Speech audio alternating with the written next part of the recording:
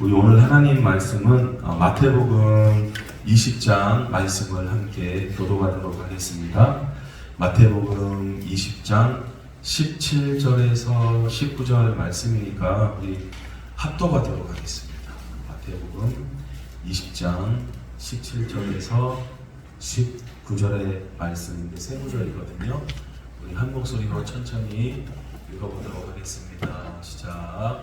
예수께서 예루살렘으로 올라가려 하실 때에 12제자를 따로 데리시고 길에서 이르시되 보라 우리가 예루살렘으로 올라가노니 인자가 대제사장들과 서기관들에게 넘겨주매 그들이 죽이기로 결의하고 이방인들에게 넘겨주어 그를 조롱하며 채찍질하며 십자가에 못 박게 할 것이나 제3일에 살아나리라. 아멘. 네, 오늘 예수님께서 이제 갈릴리의 사역들을 이제 마치시고 예루살렘으로 이제 올라가시는 그런 말씀 가운데 있는 한 상황을 기록하고 있는 말씀입니다. 먼저 우리가 읽은 17절의 말씀을 보니까 예수님께서 예루살렘으로 올라가려 하실 때에 이렇게 되어 있거든요.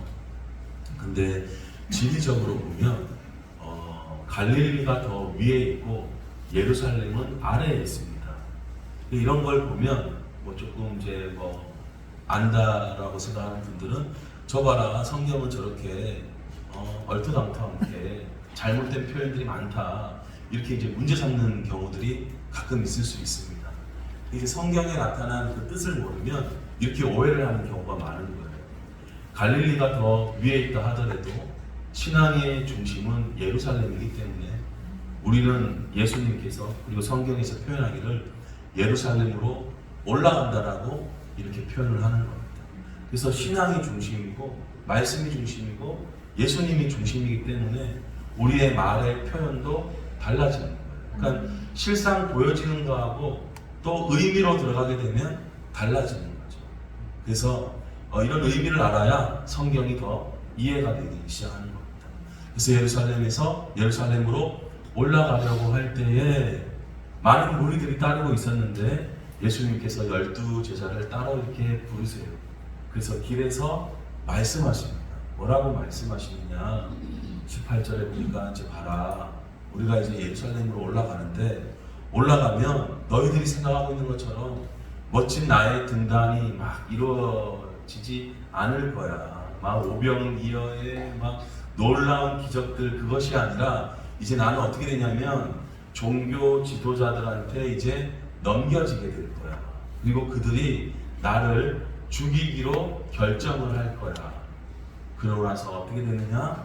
이제 이방인들에게 넘겨지게 될 거야. 이방인들은 우리가 이제 나중에 말씀을 보면 알겠지만 로마의 총독들, 로마의 병정들, 그런 이방의 군인들 이렇게 넘겨지게 되는 거야. 그러고 나서 어떻게 되냐면 조롱과 채찍질을 당하게 될 거야. 그러니까 이제 고난이죠. 여러분 조롱은 얼마나 힘든 거예요.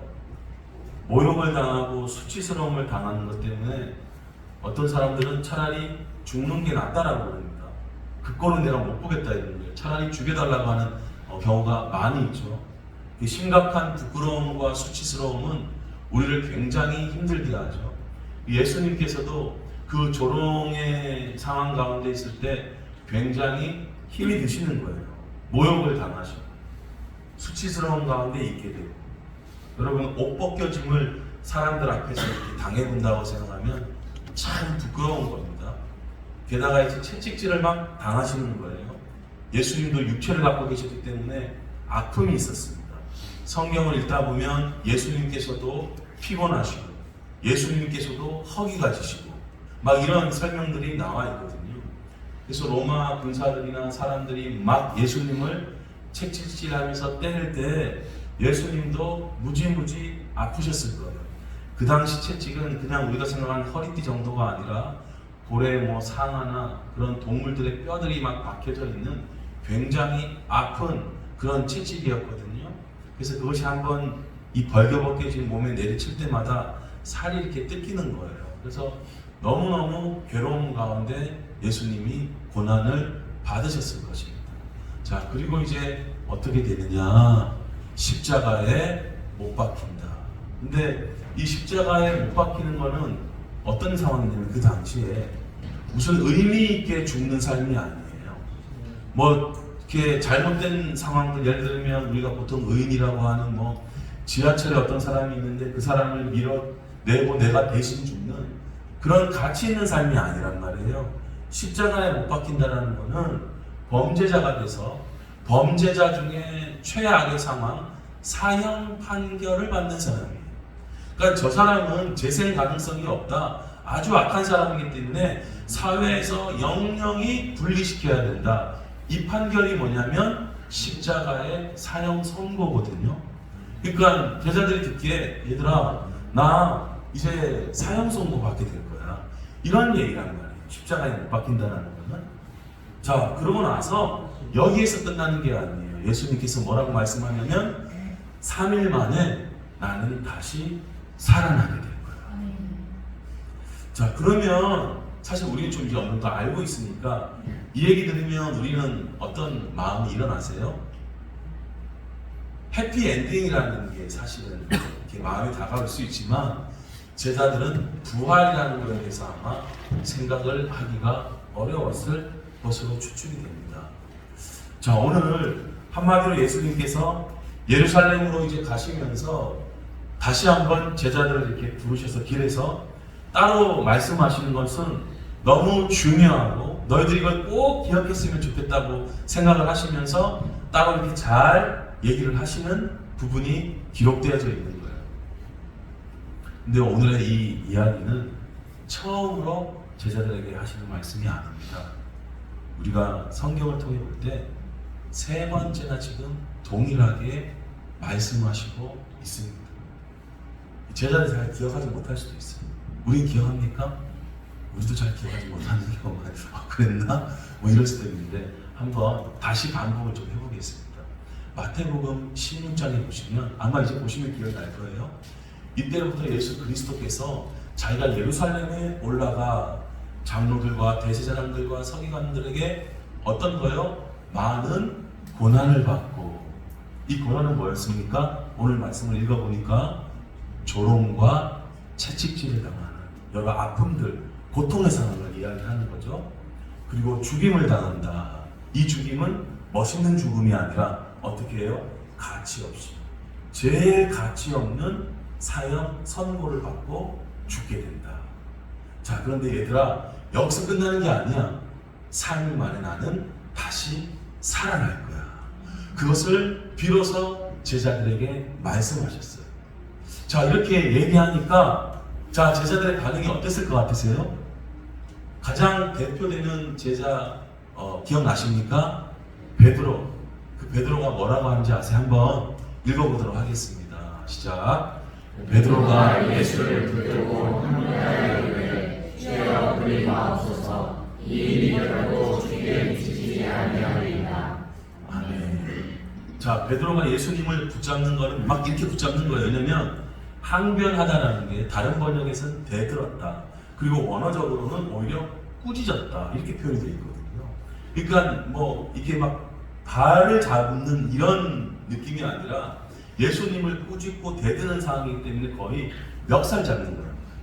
지금 그러니까 여러분 뭐 스승님, 주님 이 자기 생각이랑 달라지면 뭐 없어요. 뭐 주님이든 뭐 선생님이든 뭐 그거 없는 거예요. 그게 우리 인간적인 마음이거든요. 그러니까 베드로가 그 얘기 들으니까 자기 생각하고 다르거든요. 자기는 이제 예루살렘 올라가서 뭔가 좀 멋있게 새로운 어떤 개혁과 어떤 반향을 일으켜야 되는데 거기 와서 죽는다 이런 얘기하니까 이게 지금 자기가 생각하는 거 완전히 다르잖아요. 그래서 예수님을 막 붙잡고 꾸짖고 대들면서 그렇게 되면 안 됩니다. 이 절대 그렇게 되면 안 됩니다. 이런 얘기를 하시는 거예요. 자, 이렇게 되면 예수님도 막 사랑하는 제자가 예수님을 사랑하고 좋아해서 막 죽으면 안 되죠. 막 이런 얘기하면 참 그래도 나 생각하는 제자는 너밖에 없네. 그래도 참 좋다. 이렇게 말씀하실 수도 있지만 항상 진리만을 말씀하시는 예수님께서 뭐라고 말씀하시느냐? 23절을 읽어보겠습니다. 예수께서 돌이키시며 베드로에게 이르시되 사탄아 베드로 물러가라. 너는 나를 넘어지게 하는 자구나. 내가 하나님의 일을 생각하지 아니하고 두려워 사람의 일을 생각하는도다. 아멘. 사탄은 사람의 일만 자꾸 생각하게 하는 거예요. 사탄은 자꾸 인간적인 생각만 하게 하는 거예요. 그래서 여러분, 내 가운데 일어나는 모든 나의 생각이 다 나의 생각만은 아닙니다. 인간의 생각도 있어요. 심지어 예수님을 믿고 난 다음에 내 생각 가운데 자꾸 나 이런 생각 하기 싫은데 하면서 스며드는 그런 생각들, 사탄일 수 있는 거예요. 그때 그 생각에 꼬리를 물면서 넘어가지 마세요. 예수의 이름으로 꾸짖으세요. 오늘 찬양 인도자님이 마지막에 예수의 이름이 능력 있다고 그랬잖아요.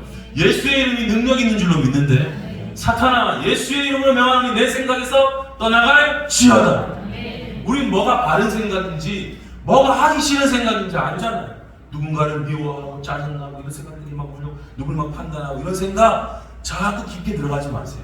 그건 묵상해야 될 것이 아니라 예수님의 이름으로 쫓아나야 될 생각이라는 것을 우리 오늘 이 말씀을 통해서 다시 한번 확인하기를 원합니다. 자꾸 물고 들어가면 안 돼요. 저 사람 왜 저러지? 이해 안 돼. 다 사연이 있어요. 우리는 모르지만 하나님께서는 다 알고 계십니다. 자, 오늘 베드로가 인간적으로는 칭찬받을 행동과 말을 하고 있지만 예수님은 항상 진리의 말씀을 말하시기 때문에 사탄아 내 뒤로 물러가라. 베드로가 사탄은 아니지만 베드로의 생각 속에 그 스며들고 있는 그 인간적인 생각이 사탄이에요. 성경을 읽다 보면 이런 표현들이 많이 나옵니다. 그러니까 우리도 그럴 수 있는 거예요. 바로 예수님 근처에서 수종 들면서 따라가고 바로 그 누구보다도 가까이 예수님 곁에 있는 이런 사람에게도 사탄이 막 들어오려고 하니까 뭐 우리도 그럴 수가 있는 거죠. 너는 나를, 사탄이죠, 넘어지게 하는 자. 뭘 넘어지게 해요? 육신이 넘어지는 게 아니라 신앙의 길, 믿음의 길, 사명의 길, 십자가의 길, 하나님께서 우리 각 사람에게 성공적으로 이끄시고자 하는 그 길을 걸어가고자 하는 신앙의 길을 넘어지고자 하는 거예요. 다른 생각들을 자꾸 해요. 야 예배 좀 빠져. 야 성경 좀 그만 읽어. 야 기도하다가 뭐 돼? 자꾸 인간적인 생각들을 밀어넣는 거예요. 하나님의 일을 생각하지 못하도록 자꾸 가는 거예요. 점점 신앙의 열망이 떨어지게 되죠. 사탄이 노리고 있는 거예요. 하나님은 계속 신앙의 길을 더 뜨겁게 우리를 만들려고 그 길을 완수하도록 이끄시려고 하죠. 사탄이 싫어요. 어차피 자기는 불못으로 들어갈 것을 알고 있습니다. 그게 우리 그러잖아요. 자기 혼자만 죽지 왜 나쁜 사람의 특징은 남도 같이 끌고 죽으려고 하는 거예요. 사탄의 그런 생각들이에요. 자, 그래서 예수님께서도 뒤로 물러날 생각은 없으십니다. 사랑하는 사람이 예수님, 주님 이렇게 막 꾸짖기도 하고 막 애원하기도 하고 뭐 여러 가지, 예수님 뒤로 물러갈 생각이 없으세요. 너가 뒤로 물러가야겠다. 자, 그러면서 예수님께서 깨달음과 교훈을 말씀하십니다. 뭐라고 말씀하시느냐 한번 쭉 읽어보겠습니다. 시작. 누구든지 나를 따라오려거든 자기를 부인하고 자기 십자가 지고 나를 따를 것이니라. 누구든지 제 목숨을 구원하고자 하면 잃을 것이요 누구든지 나를 위하여 제 목숨을 잃으면 찾으리라. 아멘. 그러면서 얘들아, 아직도 너희들이 나를 쫓는 거는 그냥 이렇게 막 인간적인 마음으로 또 막 섞여서 쫓아오는데 그거 부인해야 될 때가 있을 거예요. 나도 편안한 삶, 나도 인정받는 삶, 뭐 존경받는 삶, 잘 되는 삶, 나도 좋아하는 인간적인 마음이 있어. 근데 부인해야 돼. 여러분, 우리가 신앙생활 하면서 부인해야 될 때가 있습니다. 그리고 나의 짊어진 하나님의 사명과 그 신앙의 길을 짊어지고 예수님을 따라가야 돼. 그러니까 그건 참 어리석어 보이고 참 그냥 힘들게만 보이는 신앙의 길인 것 같아. 아니요. 자기의 그 목숨, 자기의 자존심, 자신의 생각, 그것만을 위해 살면 하나님의 것을 잃어버리게 될 것입니다. 그러나 누구든지 예수님 위에서 자기 목숨, 자기 자아, 그 자기 자존심, 자기 생각 그거를 내려놓으면 영원한 것을 다시 찾게 될 것입니다. 아멘. 다시 부활하게 될 것이고 아멘. 회복하게 될 줄로 믿습니다. 아멘. 해피 엔딩으로 끝난다는 아멘. 예수님께서 그 말씀을 하고 계십니다. 자, 이렇게 가르쳐주면 아멘, 아멘 이래야 되잖아요. 제자들이 이제 그럴까? 자, 17장에서 보면 또 얘기하세요. 자, 한번 쭉 읽어보겠습니다. 시작. 갈릴리에 모일 때 예수께서 제자들에게 이르시되 인자가 장차 사람들의 손에 넘겨져 죽임을 당하고 제3일에 살아나리라 하시니 제자들이 매우 의심하더라. 아멘. 이제는 뭐 따지지는 못하죠. 한번 된통을 막 예수님께서 막 그러시니까 또 얘기하세요. 나 사람들의 손에 넘겨진다. 나 또 죽는다. 나 그렇지만 그거로 끝이 아니라 살아나게 된다. 부활한다.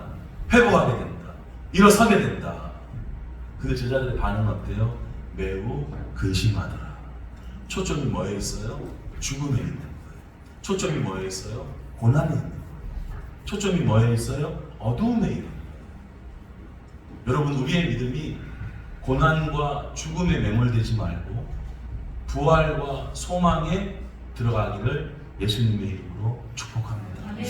자, 근데 이 의미를 알아야, 죽음의 의미를 알아야 죽음이 복되게 보이죠.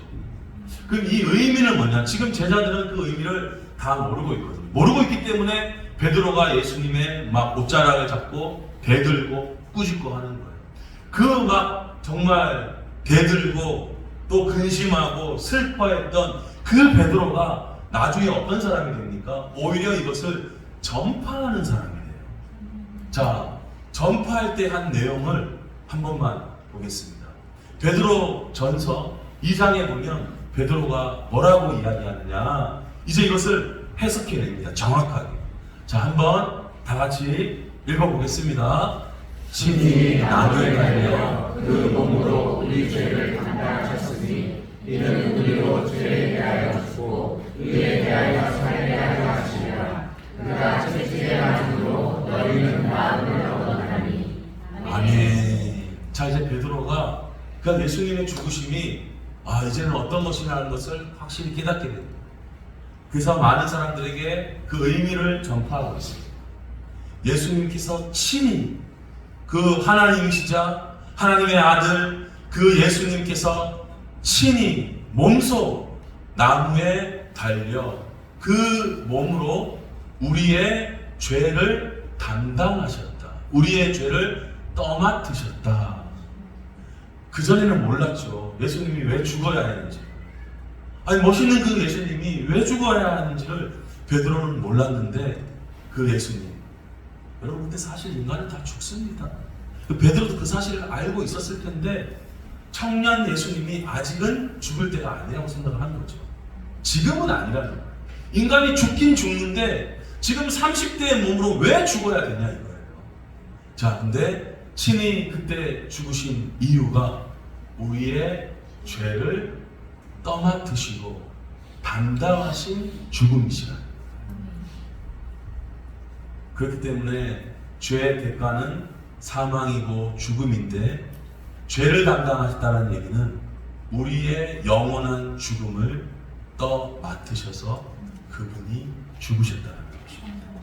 그래서 여러분, 예수님께서 우리의 어떤 죄든지 간에 다 짊어지셨다는 거에 대해서 찬양하시고 감사하시기 바랍니다. 이는 근데 죄 용서, 죄 사함만 있는 게 아니에요. 이 이유는 우리로 하여금 이제 죄랑은 상관이 없이 죄된 삶, 그런 삶만 살았던 것이 아니라 이제 예수님을 믿고 나서는 의에 대하여 살게 하려 하심이라. 의에 대해서 사는 게 뭡니까? 단순히 그냥 올바른 삶, 바른 삶. 맞아요. 그런 것도 있는데 우리 예수님께서 마태복음 우리가 읽으면서 하나 배운 게 있죠. 하나만 예를 들어보겠습니다. 예수님을 믿기 전에는 우리가 의로운 삶, 좋은 삶을 살려고 할 때도 은근히 사람들이 알아줬으면 했어요. 그 제가 예수님 믿기 전에 막 험악하게 살다가 이제 예수님 믿고 나면 이제 보라는 듯이 막 의로운 삶을 살겠다고 하는 분들의 간증을 많이 들었거든요. 왜냐면 표신하게 누구도 없고 표신하게 누구한테 이렇게 막 하고 이런 거에 대한 삶들을 막 얘기하더라고요. 그래서 이거 하나님 은혜로 된 겁니다 하면서 막 자랑하겠다 이런 얘기를 하시는 거예요. 완전히 잘못된 건 아니지만 예수님께서 그런 올바른 삶을 어떻게 하라고 가르쳐 주셨냐면 오른손이 하는 거 왼손이 모르게 해야 됩니다. 자, 여러분, 자기를 부인한다는 것은 뭐예요? 우리의 부인은 뭡니까? 우리의 원래 마음은 나 좋은 일 하는 것 좀 드러내고 싶잖아요. 사람들 좀 알아줬으면 하고, 좀 칭찬받으면 기분도 좋고, 칭찬받기도 원하고. 자, 이게 우리의 원래의 마음인데, 자, 여기서 어떻게 하라는 거예요? 부인하라는 거예요. 다른 사람이 모르도록, 알지 못하도록 행해라는 거예요. 세상에서는 이렇게 얘기하지 않습니까? 피하라, 홍보하라, 나타내라 이렇게 얘기하지 숨겨라, 감추어라, 잊어버려라 이렇게 얘기하지 않습니다. 뭐예요? 자기를 부인해야 돼요. 그러니까 여러분, 자기를 부인한다는 게 뭐 꼭 대단한 일을 하라는 얘기가 아닙니다. 자기 삶에서 이루어지고 있는 그런 하나하나의 요소에 대해서 우리가 말씀을 통해서 알게 된 거에 대해서 실천하는 거예요. 이거 좀 내가 누구를 위해서 생일상을 딱 차렸는데 이거 내가 한 걸 좀 표시내서 이렇게 밑에 쪽지라도 남겨가지고 이렇게 좀 해야 되는데 너희 좀 알아줬으면 아니요. 그걸 부인하는 거예요. 누굴 도와줄 때 나라는 걸 한 이렇게 쓰리 쿠션식으로 착 해서 은근히 나인 줄 알게끔 드러내는 그런 거 하지 않는 거예요. 뭐예요? 나도 잊어버리고 그 사람도 모르게 하는 거예요. 여러분, 이러한 형태가 자기를 부인하는 거예요. 할렐루야. 이게 예수님 따라다니는 거예요. 그러면 누가 나를 인정해주든 누가 나를 알아주든 이런 마음에서 이제 벗어나는 거예요. 그러면 영혼의 참 자유가 일어나게 될 줄로 믿습니다.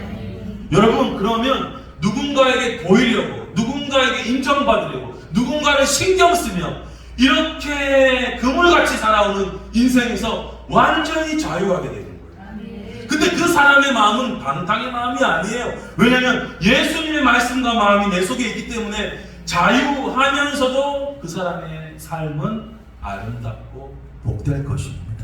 여러분, 이런 성장과 성숙으로 우리를 이끌어 가시는 거예요. 그게 뭐냐면 의에 대하여 살게 하는 거예요. 이제 우리를 왜 지금 이제 용서받고 영원한 삶을 얻었는데 왜 인생이라는 삶이 우리 가운데 여전히 남아있느냐? 의에 대해서 살게 하십니다. 자, 이걸로 끝나는 게 아닙니다. 예수님이 왜 고난받으십니까? 왜 조롱당하고 왜 채찍에 맞으셨냐? 이거 그냥 넘어갈 일이 아닙니다. 채찍에 맞으신 이유가 있어요. 이로 말미암아 우리의 상처와 우리의 몸의 질병도 낫게 되는 줄로 믿습니다. 여러분, 얻어질 것이 아니에요. 얻는 거예요. 이미 얻은 거예요. 죄 용서를 받은 것처럼 치유를 얻은 줄로 믿습니다. 현상보다 말씀을 더 우선시하세요.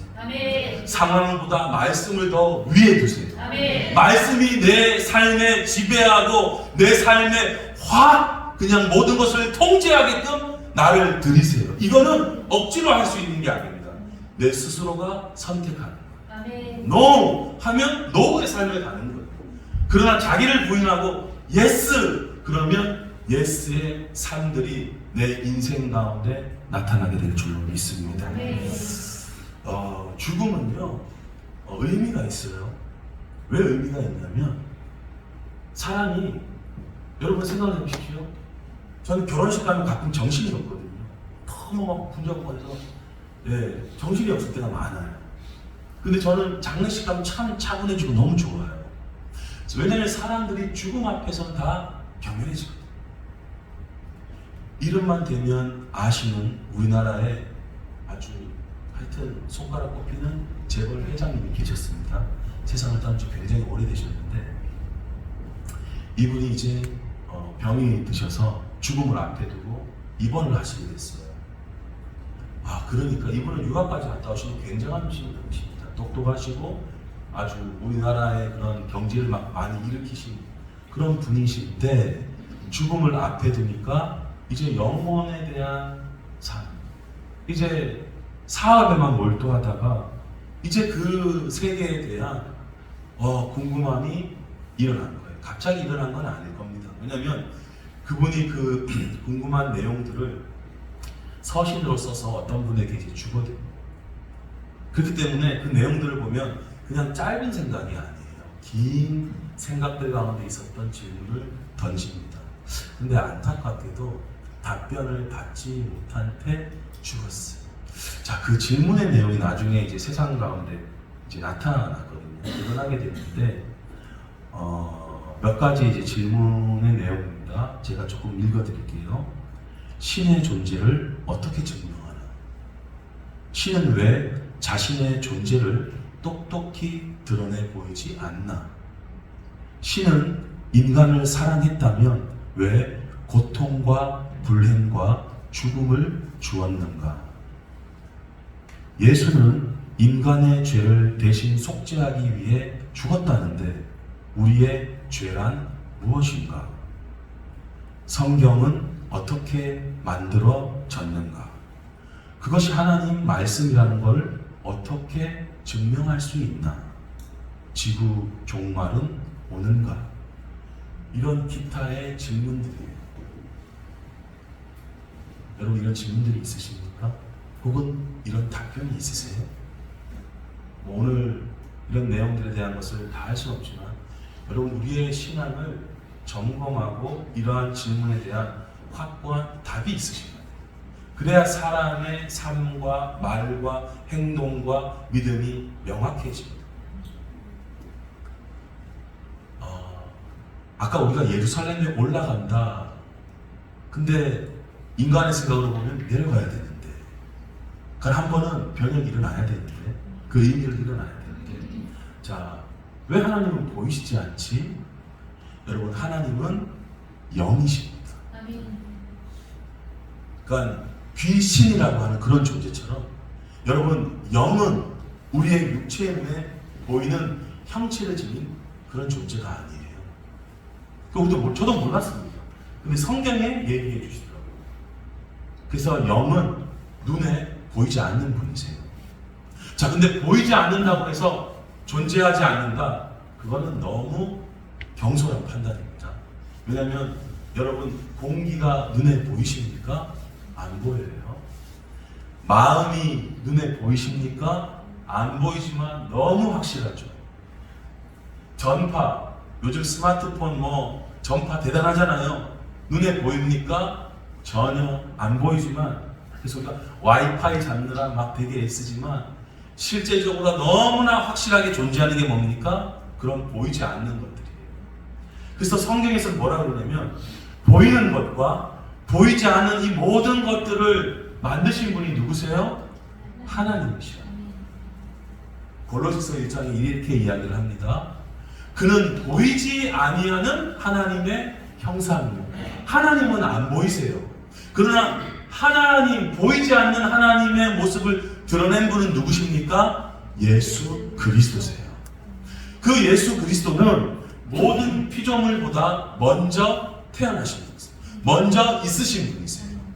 만물이 예수님으로 인하여 창조되었으나 하늘과 땅, 이 보이는 것들과 또 보이지 않는 마음, 이런 모든 것들, 공기, 이런 모든 것들 다 그로 말미암아 그리고 예수님을 위해서 창조되었다.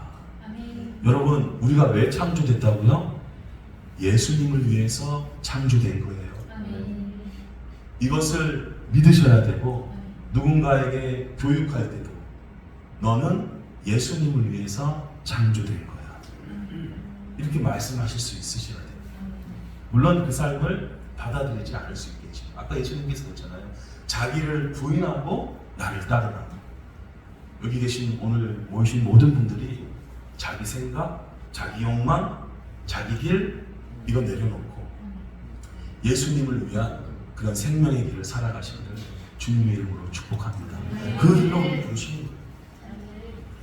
자, 이렇게 보이지 아니하시는 그런 창조의 하나님을 그러면 우리가 어떻게 알 수 있느냐? 여러분, 전 세계 모든 나라와 시대를 막론하고 우리가 자연에서 그게 섬나라 뭐 사람이든, 그러니까 강에만 바다에만 지내는 분들도 계시고, 평생 바다 한 번 못 보고 대륙에만 지내다가 돌아가시는 분도 계세요. 근데 누구나 다 볼 수 있는 게 있는데 뭐냐면 바로 태양과 달입니다. 태양과 달은 언제 어디서나 어느 곳에든지 누구나 다 봤어요. 자, 여러분, 이제 뭐 과학적인 지식이 없다 하더라도 우리 눈에 달과 태양이 비슷하죠, 크기가. 그래서 이게 달이 태양이랑 또 달이 태양을 딱 가려서 우리가 태양이 잘 안 보일 때를 뭐라 그래요? 일식이라고 하잖아요. 그만큼 달하고 태양하고 우리 눈에는 똑같아요, 크기가. 자, 근데 실제적으로는 달하고 태양하고 엄청난 크기 차이가 있는 거 아시죠, 대충. 뭐 과학적으로 얼마나 이건 뭐 다 뭐 모르지만 달은 엄청 태양에 비해서 작아요. 태양은 엄청 큽니다. 자, 근데 이 인류가 태어나고 난 후로, 자, 여러분, 게다가 이 거리가 또 엄청나게 멀리 있다는 거 아시죠? 자, 근데 이제 한번 생각을 해보세요. 엄청 멀리 있는데, 게다가 크기도 엄청 다른데, 이것이 한 사람의 눈에 똑같이 보이려면, 늘 똑같이 보이려면 엄청난 거리 조절이 있어야 돼요. 그냥 대충 갔다가는 크기가 다르단 말이에요. 미세한 거리 조절이 있어야 이 굉장히 작은 것과 이 굉장히 큰 것에 대한 똑같은 사이즈로 하여금 보이게끔 만들 수 있는 거예요. 이게 우연이 될까? 게다가 우연이 됐다 하더라도 긴 세월을 계속 동일하게 계속 이것을 맞출 수 있나? 저는 오히려 그거보다 이 섬세한 조절을 한 설계자가 있을 거라고 생각하는 게 오히려 합리적인 생각이라고 믿습니다. 여러분, 무슨 말씀인지 아시겠죠? 세상에 있는 사람들은 과학적인 설명을 원하고 논리적인 설명을 원하고 이성적인 생각들을 원할 때가 있어요. 여러분, 세상의 사람들은 참 다양합니다. 자, 오늘 제가 말씀드리고 싶은 바라는 뭐냐면요, 로마서 말씀에 이 세상 가운데 하나님의 존재가 다 보여졌기 때문에 너희들이 핑계하지 못할 거야, 이렇게 얘기를 합니다. 자, 우리가 왜 전도해야 되느냐면요, 세상에 사람들은 다 세상살이 먹고 사는 것에 매몰돼서 지내고 있어요. 이분들에게 전도할 때는 뭐냐면 본질적인 영원한 세계, 그 진리의 세계를 한번 퉁 치면서 그들의 마음이 일어나게끔 합니다. 여러분, 죽음을 앞두고 그 생각을 하기에는 너무 늦을 수가 있어요. 그분들이 평상시 배울 수 있고 알 수 있고 믿을 수 있는 그 시간을 어떻게 해요? 전도하는 사람이 그 사람들의 영혼을 퉁 한 번씩 치는 거예요. 왜냐하면 그분들의 생각은 세상에 매몰되어 있기 때문에, 사업에 매몰되어 있기 때문에, 그냥 먹고 사는 거에 계속 집중되어 있기 때문에. 자, 그런데 전도하는 사람들만 그렇습니다. 전도 안 하는 예수님 안 믿는 사람들만 그렇습니까? 심지어 예수님 믿는 사람도 우리가 교회에 오지 않고 말씀을 듣지 않고 예배를 드리지 않으면 어떻게 되는지 아세요? 세상에 매몰됩니다. 그렇기 때문에 우리는 교회에 계속 자주 나와야 되고 말씀을 계속 들어야 되고 주님의 은혜를 받아야 되는 줄로 믿으시기를 바랍니다. 근데 그냥 혼자 인터넷으로 그냥 강의 듣는 거는 지적이고 혼적인 것으로 끝날 수가 있어요. 모일 때 주님이 함께 하신다고 그러고, 두세 사람이 내 이름으로 모인 곳에 내가 너희와 함께 한다고 그랬고, 우리 모일 때 성령님의 감동이 더 큰 줄로 믿습니다. 그렇기 때문에 교회에 나올수록 감동과 은혜는 더 확률적으로 배가 될 수 있는 거예요. 그렇기 때문에 믿지 않는 사람들, 이 믿지 않는다는 사람들은 세상에 집중되어 있기 때문에 한 번씩 영적인 말씀의 망치로 그들의 영혼을 깰 수 있도록 도와주는 거예요. 그리고 예배를 이제 예수님을 믿는다고 해도 예배를 잘 드리지 않고 뭐 그냥 난 구원받았으니까 끝난 것 같은데 뭐 그냥 굳이 뭐 교회 다녀 라고 생각하시는 분도 그분들의 생각이 자아중심적인, 그냥 계속 예수님 없이, 말씀으로 없이 계속 세상으로만 간다면 성경에서는 멸망의 길이라고 이야기합니다.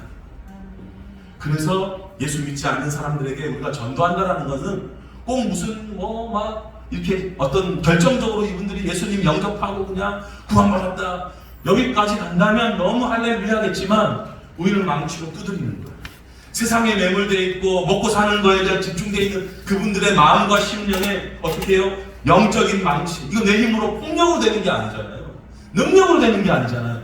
오직 여호와의 신과 살아계신 생명의 하나님의 말씀으로 되는 줄로 믿습니다. 이게 전도예요. 한번 죽음에 대해 생각을 해보시라고, 그 이후에 대해서 생각을 해보시라고 얘기를 하는 거예요. 예수님이 모든 것에 진리가 되시고 답이 되시고, 자, 그리고 이것을 인정하고 이제 살아가는 사람들도 그냥 세상살이에 있으면 매몰돼요. 가치관이나 생각이 여전히 세상적이에요.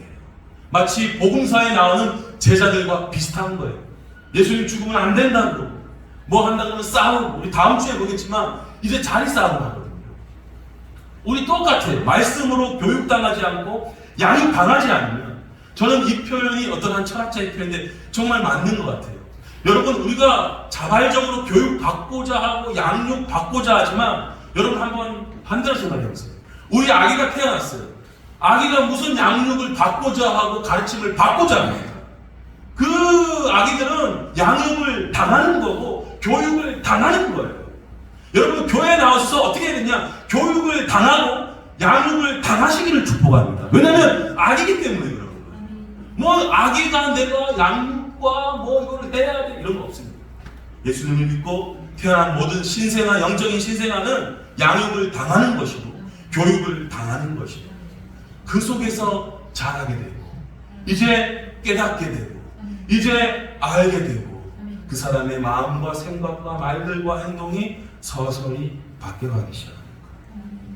자, 하나만 더 말씀드릴까요? 왜 예수님이 하나님이신가? 예수님은 동정녀에서부터 태어나셨어요.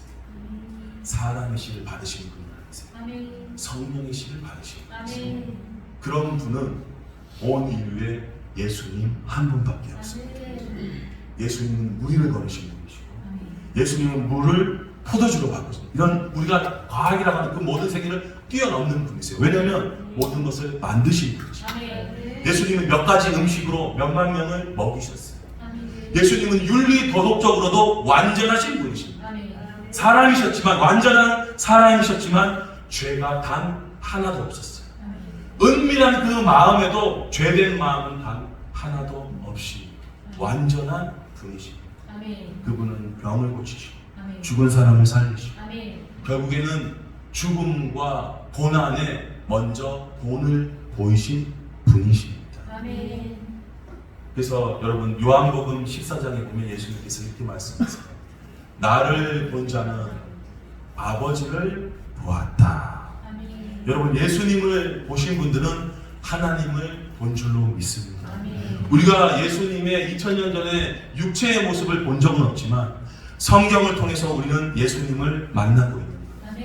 여러분, 책을 통해서 그 작가를 만나듯이 우리는 말씀을 통해서 하나님을 만나고 예수님을 만나게 되는 겁니다. 자, 여러분, 제자들이 고난과 죽음에 대한 이야기를 들으면서 굉장히 힘들어했었어요. 그러나 여러분, 기독교는 어떻게 끝난다고요? 해피 엔딩으로 끝난다라는 것을 믿으시기를 바랍니다. 기독교는 항상 해피 엔딩이에요. 여러분, 구약을 자세히 읽어보면 많은 선지자들이 심판, 멸망, 저도 막 읽다 보면 뜨끔뜨끔 할 때가 있어요. 막 무서울 때가 있어요. 근데 그것이 끝이라면 참 허무하겠지만 항상 선지자들도 그렇게 심판과 멸망과 재앙과 화를 이야기하지만 마지막은 뭐라고 얘기하냐면 하나님의 그늘과 은혜와 사랑이 우리를 회복할 것이다, 이렇게 말씀합니다. 요한계시록을 읽어보면 성경의 마지막 책인데 사람들이 거기에 나오는 재앙과 화와 여러 가지 멸망하는 상황들에 두려워하고 막 고통스러워하는데 여러분, 그 마지막은 어떻게 되는지 아세요? 해피 엔딩, 새하늘과 새 땅이 우리 가운데 영원히 주어질 거라는 것을 약속하고 있는 것입니다. 자, 오늘 예수님의 말씀의 주제, 고난, 죽음, 이것으로 끝나는 게 아니라 마지막 세 번째 뭐로 끝낸다라는 거예요? 다시 살아나리라. 아멘. 며칠 만에요? 3일 만. 성경에서 3이라는 숫자가 참 의미 있는 것 같아요.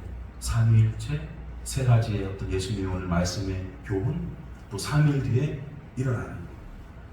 여러분, 그래서 교회를 향해서 이제 예수님을 믿고 있는 교회를 향해서 요한계시록에서 하나 말씀을 하고 있는 게 있는데 오늘 이 말씀을 읽고 마칠까 합니다. 요한계시록 2장에 보면 이런 말씀이 있는데요. 다 같이 써머나 교회인데 여하튼 교회에 전하는 말씀이니까 한번 다 같이 읽어보겠습니다. 시작. 너는 장차 받을 고난을 두려워하지 말라. 볼지어다 마귀가 장차 너희 가운데에서 몇 사람을 목에 던져 시험을 받게 하리니 너희가 10일 동안 환난을 받으리라. 내가 죽도록 충성하라. 그리하면 내가 생명의 관을 내게 주리라. 아멘. 자, 똑같아요. 그러니까 예수님 믿는 사람 사실 안 믿는다고 해도 고난 없는 인생은 없습니다. 근데 예수님 안에 있을 때는 고난이 의미가 있어요. 자, 너희는 자 교회인데 너라고 그래요. 여러분 하나님께서 교회를 어떻게 보냐면 하나로 보십니다. 아멘. 우리는 하나라 이거예요. 아멘. 가족인 거예요. 아멘. 믿음의 하나의 지체인 거예요. 아멘. 그래서 교회 너는 여러분 우리 그냥 눈이 또 바뀌기를 원하는데 교회를 하나로 볼 수 있는 눈이 생겨나기를 예수님의 이름으로 축복합니다. 아멘. 자, 그래서 너는 교회야 너는 장차 받을 고난을 어떻게 하래요? 두려워하지 말라. 아멘. 우리에게 다가올 고난 두려워하지 말기를 원합니다. 아멘. 자, 봐라. 내가 얘기를 해줄게. 또 마귀예요. 여러분, 고난의 근원은 하나님입니까? 마귀입니까? 마귀입니다. 하나님이 고통을 주시는 게 아니에요. 마귀가 그걸 하는 거예요. 마귀가 장차 너희 가운데에서 몇 사람을 옥에 던져 시험을 받게 하리니. 이게 꼭 어떤 감옥에 들어간다 뭐 이런 표현일 수도 있지만 묶여 놓는 거예요. 여러분 우리 살면서 이렇게 묶여지는 때가 많잖아요. 또 재정에 묶여가지고 뭐 이렇게 할 수 없는 그런 감옥 같은 상황에 들어갈 때가 있고 관계에 잘못된 관계에 매여가지고 방 안에 콕 박혀서 세상 가운데 나오지도 못하고 막 이렇게 묶여 있을 때가 있거든요. 그런 표현을 동일하게 생각할 수 있는 거예요. 그 시험인 거예요. 자, 옥에 던져서 시험을 받게 하리니 자 너희가 10일 동안 환난을 받으리라. 이게 문자적으로 10일이라는 뭐 그런 어떤 날적인 의미도 있을 수 있지만 이것을 조금 풀어서 해석을 해본다면 제한된 시간이라는 거예요. 아멘. 그리고 그리 길지 않은 시간이라는 거예요. 아멘. 여하튼 이 시간은 지나갈 시간이라는 거예요. 아멘. 그래서 너희가 10일 동안 환난을 받으리라. 아멘. 자, 그 기간 동안 우리 교회, 우리 믿는 사람들 취해야 할 자세와 태도는 뭐냐? 죽도록 충성하라. 아멘. 아까 말씀했죠. 뭐 꼭 순교자가 되고 이런 것이라기보다 나는 어떻게든지 표신해서 누구 돕고 싶은데 이제 내가 좀 그걸 드러내야 나도 돌아오는 이익이 있을 텐데 그럼에도 불구하고 아니야. 여전히 모르게 하려고 최선을 다해야지. 여전히 사람들이 알지 못하는 나는 그렇게 해야지. 뭐예요? 이게 내 마음에 일어나는 불꽃 같은 그런 마음들을 죽이는 거예요. 아멘. 주여. 아멘. 자, 충성하다는 말은 원어적으로 신실하다, 믿는다 똑같은 표현이에요. 그러니까 너가 정말 죽기까지 신실하고 믿음직스럽게 살아라. 그거예요. 아멘. 의에 대해서 살아라. 그런 거예요. 말씀을 따라 좀 지내라. 아멘. 그때 포기하지 말아라. 에이씨 믿었더니만 나도 해봤더니 안 되네. 이거 아니라는 거예요. 아멘. 제가 어제 한 목사님의 간증을 들었는데요. 이제 목회를 하시는데 너무 힘드신 거예요. 그래서 새벽에 이렇게 그냥 이 혼자 남으셔서 기도하시다가 하나님한테 그냥 막 욕을 막 하시면서 성경책을 막 던져버리고 집에 가서 아내한테 나 이제 목회 안 해! 끝낸다. 그게 얼마나, 그게 거의 죽는 그거잖아요. 꼭 목숨을 끊는 게 아니라 죽기까지 싫은 거예요. 그래서 나 이제 다 집어치워! 이렇게 된 거예요. 근데 이제 그래도 주일은 찾아오잖아요. 성도님들한테 인사는 하고 내 마지막 그냥 인사는 하고 나 끝내야겠다. 그렇게 생각을 했는데 말씀 설교 준비는 전혀 못한 거예요. 마음이 괴로운 상황이십니다. 근데 주일 아침이 돼서 이제 말씀을 준비해야겠다. 근데 집을 일찍 나섰는데 갈 데가 없잖아. 교회는 또 지금 막 당장 가기도 싫고 마음이 그러니까 문 일찍 연 커피숍이 있었는데 거기에 이제 앉으셔서 성경책을 핀데 눈에 안 들어오죠. 이렇게 저렇게 뒤적이다가 하나의 말씀을 이렇게 그냥 보았는데 이상하게 그게 누구에게 하는 말씀인데 자기한테 하는 말씀으로 들어오는. 그거 그냥 착각하고 그러는 거 아니에요. 이분 서울대 나오신 분이 굉장히 이상적인 분이세요. 그날 그 새벽 아침에 그 커피숍에서 대성통곡을 하면서 오셨다. 저는 그런 것도 죽도록 충성하는 것과 같다라고 생각해요. 여러분 우리 신앙생활 하다가 에이씨 믿어봤는데 에이씨 나도 그래봤는데 그럴 때 있잖아요. 나름대로 자존심도 상해보고 나름대로 가족은 너 맨날 기도한다고 하더니만 그때 모욕도 당해보고 근데 어떻게 해요? 그래도 죽기까지 그래도 내 자존심 다 내려놓기까지 믿고 신실했던 나 진짜 이제 교회 가기 싫어 나 이제 진짜 예배 드리기 싫어 했지만 그래도 어김없이 주일이 돼서도 교회 나오고 그 마음을 내려. 자 여러분 이런 분들이 이 삶으로 끝나는 게 아닙니다. 뭐라고 성경이 약속하냐? 그리하며 생명의 관을 너에게 주리라. 아멘. 해피엔딩이에요. 아멘. 지금의 이 10일의 환란은 우리에게 고난의 상황이죠. 이게 끝이라면 죽는 게 나아요. 근데 여러분 안 죽습니다. 아멘. 우리는 영원히 사는 존재이고 아멘. 여러분 이 시간이 지나면 하나님께서 뭘 주시겠다고 약속하시냐면 생명의 화관을 주시겠다고 이야기하십니다. 아멘. 이게 원어의 표현에는 화관입니다. 화관이 뭐냐면 생화를 엮어서 머리에 씌워주는 거예요. 당시 초대교회 이 당시 초대 사회에서는 항상 경기가 끝나면 승리자에게 생화를 엮어서 그 승리자에게 꽃을 화관을 머리에 씌워줬습니다. 그래서 올림픽 경기 끝나면 옛날에 화관을 항상 씌워줬잖아요. 다 그랬던 거예요. 그걸 누구에게 주시겠대요?